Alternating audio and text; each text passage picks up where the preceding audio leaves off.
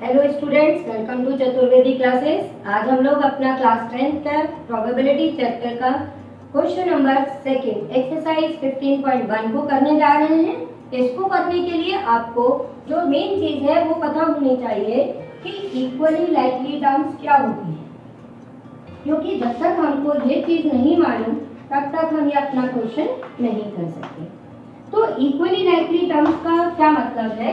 Equally likely terms probability के sense में या जनरली भी हम किस तरह से समझ सकते हैं।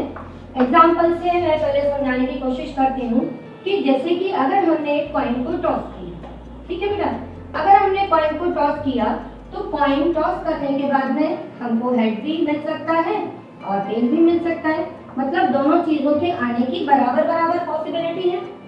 अगर हमने कहीं पर भी एक अपने डाइस को रोल किया, ठीक, ध्यान देना, अगर तुमने डाइस को रोल किया तो उसके डाइस पर कोई भी नंबर, डाइस पे तो मालूम ही है ना कि हमको 1 2 3 4 5 6 कोई भी नंबर आ सकता है। तो डाइस को रोल करने पर उसके फ्रंट फेस पर कोई भी नंबर आ सकता है, कोई भी नंबर आ सकता है। जैसे हमने रोल किया, हो सकता है 1 आए, हो सकता है 2 आए, हो सकता है 3 आए, 4 आए, 5 आए या 6 आए। अगर मैं आपसे इनकी प्रोबेबिलिटी निकालने के लिए कहूँ तो प्रोबेबिलिटी ऑफ 1 या प्रोबेबिलिटी ऑफ 2 हम लोग कैसे निकालेंगे? प्रोबेबिलिटी हम निकालना सीख चुके हैं कि प्रोबेबिलिटी कैसे निकाली जाती है। एक बार और रिवाइज कर लेते हैं कि किसी भी इवेंट की प्रोबेबिलिटी हम कैसे निकालते हैं। हम यहाँ पे लिखते हैं नंबर ऑफ पॉसिबल आउटकम्स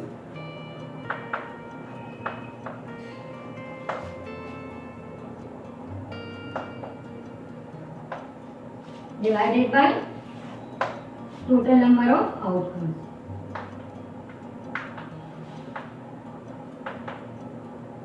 ठीक है, अब अगर आपसे पूछा जाता है कि 1 आने की प्रोबेबिलिटी निकालो तो 1 कितनी बार आएगा? 1 तो केवल एक बार आएगा। आउट ऑफ टोटल आउटकम्स कितने हमारे? 6, तो डिवाइडेड बाय हो जाएगा 6।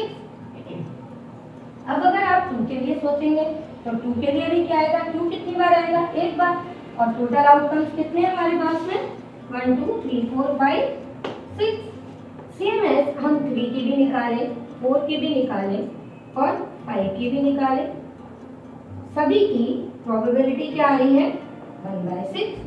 कहने का मतलब ये है कि जब हमने किसी चीज को किसी इवेंट को करने गए तो उसके दोनों चीज, 4 चीज, 6 चीज जितनी भी हैं सभी के आने की कंडीशन जो है वो इक्वल होनी चाहिए। मतलब हमने अगर कॉइन टॉस किया, हेड आएगा या टेल आएगा, कुछ भी आएगा, पर इनमें से एक ना एक आएगा। सेम एज यहाँ पे आपने किया तो इनमें से एक ना एक रिजल्ट एक ही बार आएगा। अब अगर मान लो कि मैं आपसे बोलती हूँ कि आपके पास में 4 रेड बॉल्स हैं, ओके, ये हमारे पास में 4 बॉल्स हैं जो कैसे कलर की है? रेड कलर की है। और अगर आपसे बोला जाता है कि आपके पास में ये 2 कैसी बॉल्स हैं? ये आपके पास में ग्रीन बॉल्स हैं। अब मैं आपसे बोलूं कि ये दोनों बॉल्स जो हैं वो हमने मिक्स कर दी। अब आप कोई भी एक बॉल को निकालेंगे, तो आप कोई भी एक बॉल को निकालेंगे तो वो केवल एक सिंगल बॉल निकाल रहे हैं, तो टोटल बॉल 6 हैं और एक बॉल को निकालने के लिए हमारे पास में क्या आएगी कंडीशन? 1/6। ठीक है, वो बॉल ये वाली हो, ये वाली हो, कोई सी भी हो चलेगा।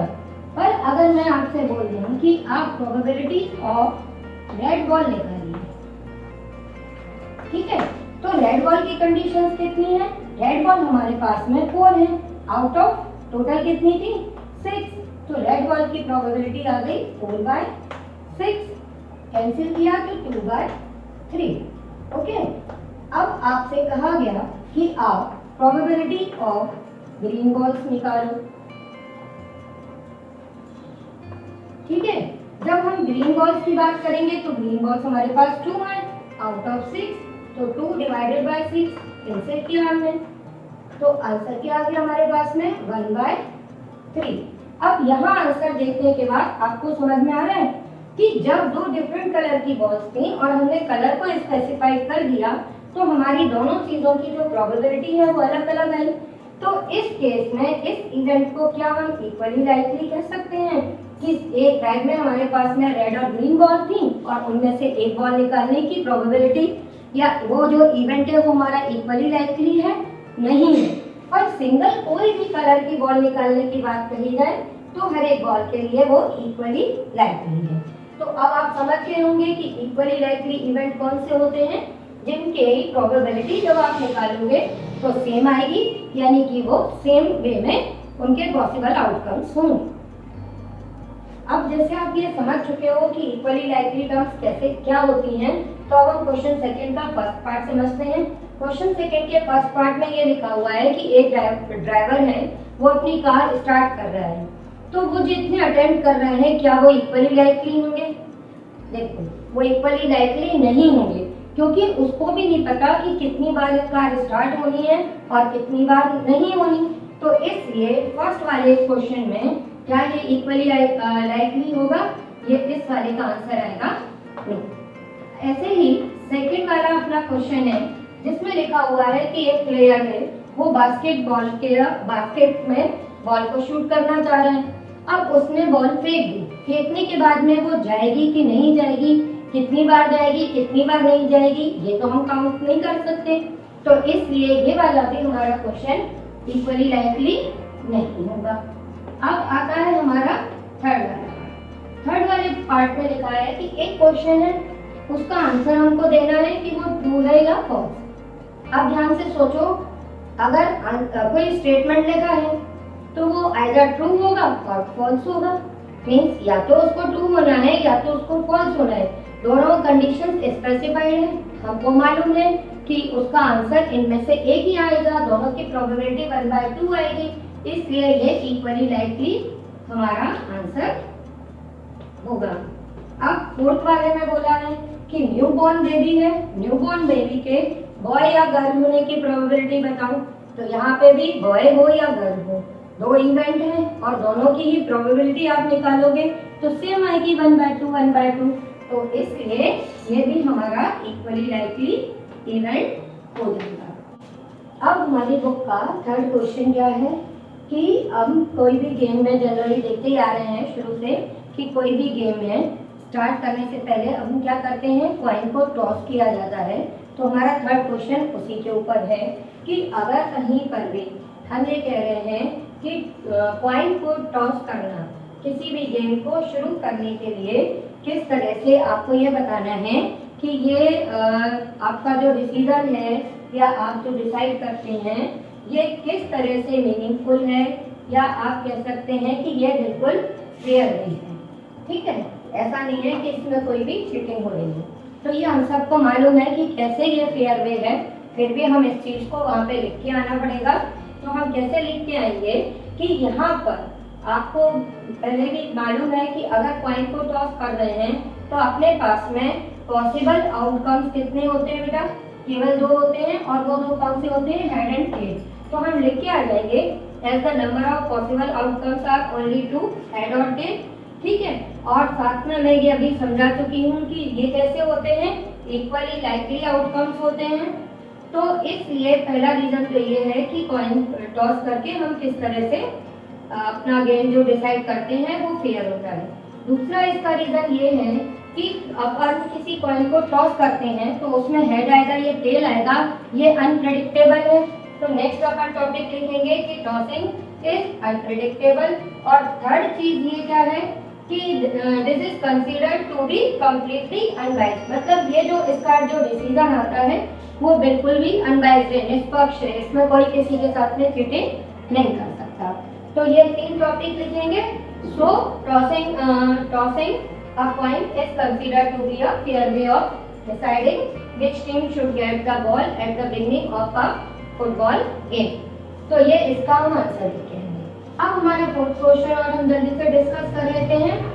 फोर्थ क्वेश्चन में हमारे पास में ये लिखा हुआ है कि ये 4 प्रोबेबिलिटी दी हुई हैं। तो आप अब क्योंकि एमसीक्यू भी आने लगे हैं हमारे 10th के पेपर में, तो आपको ये बताना है कि इनमें से कौन सी प्रोबेबिलिटी किसी इवेंट की नहीं हो सकती।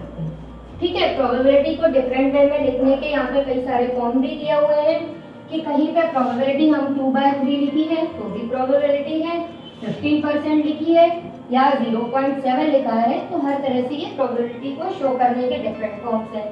अब हमको यहाँ पे बताना है कि इनमें से कौन सी प्रोबेबिलिटी नहीं है।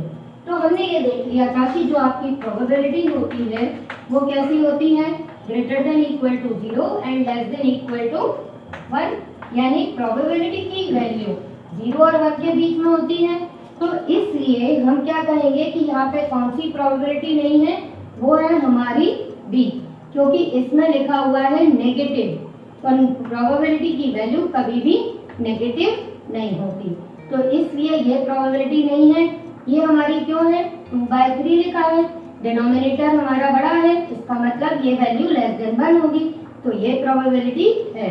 15% आपकी प्रोबेबिलिटी क्यों है, क्योंकि परसेंट का साइन हम हटाएंगे तो अपॉन में क्या आएगा 100, 15 अपॉन 100, डिनोमिनेटर हमारा बड़ा है, तो ये भी हमारी प्रोबेबिलिटी क्या होगी, ये भी प्रोबेबिलिटी होगी। और 0.7 को हम किस तरह से शो कर सकते हैं, 0.7 है, पॉइंट हटाओगे अपॉन में 10, 7/10।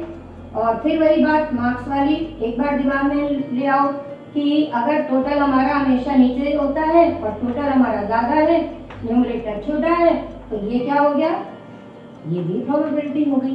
बस ये हमारी प्रोबेबिलिटी नहीं है क्योंकि ये नेगेटिव है, बाकी सभी हमारी प्रोबेबिलिटी है।